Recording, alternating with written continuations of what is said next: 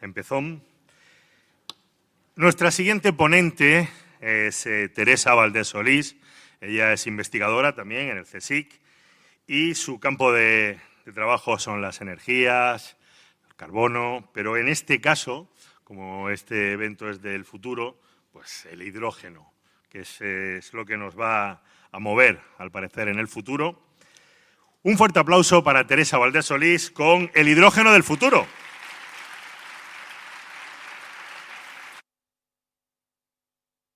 Estaba buscando esto. Gracias. Súmame, Gemma, los 3 minutos que le han sobrado a Peláez presentando. Bueno, buenos días, Valladolid. Es un placer estar aquí. Y además me encanta que Armentia me haya dejado la pelota tan bien botada, ¿no? Ha dicho hace un momento que el universo es hidrógeno. Y efectivamente, el hidrógeno es ese gas extraabundante, el compuesto mayoritario del universo, un electrón, un protón. Encabeza la tabla periódica, que también la ha puesto Armentia, no ha puesto la de las elementas, pero no lo puede tener todo, ¿no? Un compuesto, un gas, un elemento inodoro, incoloro, insípido, como el agua. No es explosivo, es seguro. Mayoritariamente en el universo, como os decía, está formando un gas, la molécula diatómica de hidrógeno, pero en la Tierra no. En la Tierra somos más especialitos y lo tenemos enlazado a otros elementos, ¿no? Principalmente al oxígeno formando el agua o al carbono. ¿Ves, Javier, cómo se iba a hablar de carbono? Al carbono formando hidrocarburos u otros compuestos orgánicos de naturaleza muy variada, ¿no? Pero es verdad que a nosotros, para usarlo en el futuro, lo que nos interesa es el hidrógeno gaseoso, ¿no? Y ese hidrógeno gaseoso en la Tierra tenemos que producirlo. Y lo hacemos bastante bien y bastante a montones, ¿no? Cada año producimos unas 90 millones de toneladas de hidrógeno que consumimos directamente, ¿no? Y lo consumimos en distintos procesos tecnológicos. Más de la mitad de todo el hidrógeno que producimos al año se consume en la industria petroquímica, en la producción de combustibles y en la mejora de estos combustibles para hacerlos más eficientes, ¿no? La segunda aplicación, por importancia, también está relacionada con las anteriores, porque es la síntesis del amoníaco, que es un compuesto fundamental para todo el proceso de la producción de fertilizantes, que es en el fondo lo que consigue mantener con vida, ¿no? Y tener una producción agrícola suficiente para alimentar a los 8.000 millones de personas que vivimos en la Tierra. Le sigue otra industria química muy importante, que es la producción del metanol, que es responsable de la producción de una carta amplísima y variada de productos químicos que incluyen plásticos, polímeros, resinas, adhesivos, prácticamente todo lo que nos podamos imaginar. Y una pequeña parte, menos del 3% de todo el hidrógeno que producimos, se dedica al sector energético. Incluso una parte más pequeña todavía, alrededor del 0,02%, se dedica directamente a ser utilizado como un combustible para el transporte, principalmente en los cohetes, ¿no? Pero claro, si estamos pensando en el hidrógeno en el futuro, tenemos que pensar en el hidrógeno como una fuente de energía. Bueno, en realidad no como una fuente de energía, sino como un vector energético, ¿no? Porque las fuentes de energía, pinchamos la bolsa de petróleo o de gas natural o picamos la veta de carbón y ya lo podemos utilizar. Y en el cambio, el hidrógeno, al igual que la electricidad, hay que fabricarlo a partir de alguna fuente de energía, ¿no? Y como en todos los casos, hay que tener en cuenta las ventajas y los inconvenientes de utilizar esta tecnología. Ya hemos dicho que es abundante, pero la accesibilidad está un poco más limitada, ¿no? Hay que producirlo. Hemos dicho que es seguro, es al menos tan seguro como los combustibles a los que estamos acostumbrados a manejar, ¿no? Las gasolinas, el petróleo, el gas natural. Es almacenable. Además, esta es una de las grandes ventajas que tiene el hidrógeno, pensando en el futuro, respecto a la electricidad, ¿no? Es mucho más fácil, más barato, almacenar hidrógeno y utilizarlo en momentos en los que sea necesario disponer rápidamente de otra fuente energética que hacerlo con la electricidad. Pero también, evidentemente, todo almacenamiento tiene un coste y ese hidrógeno almacenado habrá que transportarlo hasta el lugar donde necesite ser utilizado, ¿no? Y el hidrógeno, cuando lo consideramos combustible, es un combustible limpio, porque al fin y al cabo, cuando lo utilizamos, lo único que se produce es vapor de agua. Pero, y ese es uno de los grandes peros actuales, ¿no? Y que tenemos que tener en cuenta a la hora de hablar del hidrógeno como combustible es que el hidrógeno hay que fabricarlo, insisto, una vez más. Y entonces el hidrógeno que produzcamos será limpio si el precursor, la materia prima que seleccionemos para ese hidrógeno y el proceso tecnológico que sigamos para producirlo sea limpio, si no será pues, más o menos sucio en función de lo que estemos usando. Y ahí, amigos, ahí está el gran problema, porque a día de hoy más del 95% del hidrógeno que producimos se produce a partir de carbón y de metano, con lo cual lleva asociada unas emisiones de CO2 y otros gases de efecto invernadero que hacen que sea igual de malo que otros, bueno, igual no, pero casi igual de malo que el carbón u otros combustibles fósiles. Solo un 0,3% del hidrógeno que producimos lo estamos produciendo a partir de agua, que sería el proceso ideal, ¿no?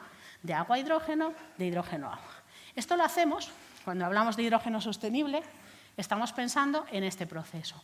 Un proceso en el que partiendo de agua pura y dulce, por supuesto, y utilizando electricidad de origen renovable, por supuesto, para no tener emisiones asociadas, conseguimos romper esa molécula de agua y obtener de forma separada hidrógeno y oxígeno.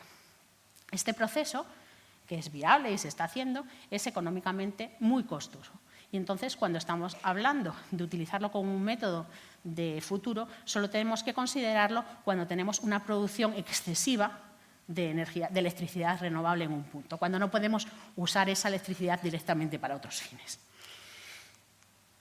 Y necesitamos aumentar la producción, porque estamos viendo que todo el hidrógeno que estamos produciendo anualmente lo estamos consumiendo en la industria, pero el hidrógeno del futuro está relacionado con las aplicaciones energéticas. Y se calcula que para 2050 vamos a tener que multiplicar por 4 o 5 en función de las fuentes que tengamos en cuenta, ¿no?, la producción de hidrógeno, y que ese hidrógeno debe ser esencialmente renovable.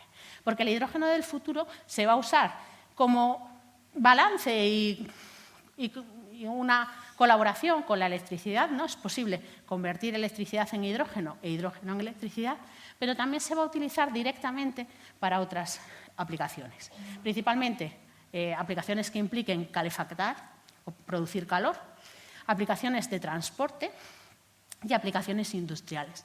Algunas aplicaciones industriales se pueden electrificar fácilmente, pero otras aplicaciones tienen un uso de combustibles fósiles que va más allá de la producción de calor y que se utilizan como reductores, ¿no? Entonces, se producen compuestos contaminantes que pueden evitarse si se utiliza hidrógeno en estas aplicaciones. Es el caso, por ejemplo, de la producción del acero, que es una de las más contaminantes.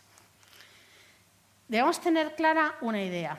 Cuando estamos hablando de hidrógeno y estamos hablando de electricidad, no debemos considerarlos competidores, sino que tenemos que considerarlos aliados.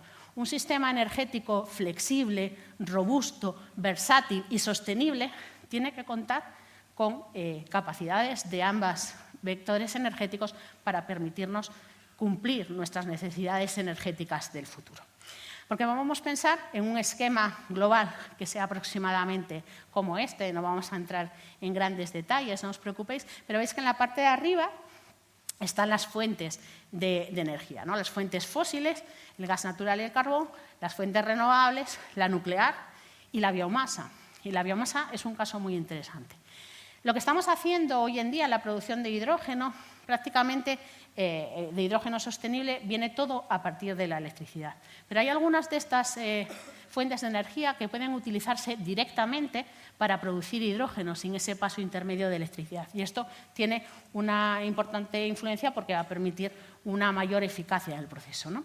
Y en la utilización aparecen unos dispositivos que son las pilas de combustible, que nos permiten esa flexibilidad y utilizar el hidrógeno de una forma mucho más eficiente que los motores de combustión, por ejemplo, cuando hablamos del hidrógeno, ¿no? Al final, el electrolizador que utilizamos para convertir la electricidad y el agua en hidrógeno y en oxígeno no deja de ser el sistema reverso de la pila de combustible que lleva a cabo una reacción química entre el hidrógeno y el oxígeno para producir electricidad de nuevo, ¿vale? Y estas pilas de combustible, la ventaja que tienen es que, sobre todo cuando pensamos en las aplicaciones de transporte y en las aplicaciones más frecuentes, que son las de corta distancia, tienen una eficiencia mucho mayor que otras aplicaciones como los motores de combustión interna, ¿no? Y estaréis diciendo, lo que nos dice esta señora, esta doña, ¿es el futuro o es una ilusión? Pues los compromisos están para cumplirlos, ¿no? Y la Unión Europea se ha puesto como objetivo que para el año 2050 el 12% de la demanda de energía asociada al transporte sea satisfecha con hidrógeno. Así que, al final, el hidrógeno del futuro va a ser bastante parecido al hidrógeno del pasado, pero aquí lo que se quemó fue el armazón, no era el hidrógeno. Pero más aparte, tenemos que plantearnos objetivos un poco más, bueno, a futuro, pero un futuro más cercano, ¿no? Queremos que en Europa, en el año 2030, se produzcan 10 millones de toneladas de hidrógeno renovable. Así que nos queda mucho camino por recorrer porque estamos prácticamente en cero. ¿Cómo lo vamos a hacer? Pues aquí, a pesar de lo que os diga Conchi por la tarde, de que los colores no existen, en el hidrógeno existen. Bueno, vale. Voy a ser buena. No, el hidrógeno es indistinguible, ¿no? Pasa como los electrones que nos llegan a casa. No sabemos si en realidad son electrones de energías renovables o electrones de nuclear, ¿no? Pero sí que tiene una etiqueta asociada a de dónde viene ese hidrógeno, ¿no? Tenemos la parte fea, que es la parte de aquí, que es la de marrones oscuros, grises, que está asociada a los combustibles fósiles y a procesos de gasificación, reformado, bueno, cosas que no nos interesan mucho en este momento, ¿no? Queremos irnos hacia la parte de allá, que es todo el hidrógeno verde. El verde es un color bonito. Dice mi madre que la que de verde se viste con su hermosura se atreve. El verde mola. Y en toda la zona media están todas esas soluciones de medio plazo que vamos a tener que desarrollar, que implican seguir usando algunos de los combustibles fósiles que usamos ahora, pero aplicando tecnologías que permitan eliminar ese CO2 que no llega a la atmósfera, ¿no? Que son los azules y los rosas. A día de hoy, en el mundo, a pesar del esfuerzo que estamos haciendo en Europa por implantar energías renovables y por reducir todas las centrales térmicas de carbón que están prácticamente cerradas, el 87% de toda la energía que consumimos en el mundo procede aún de combustibles fósiles.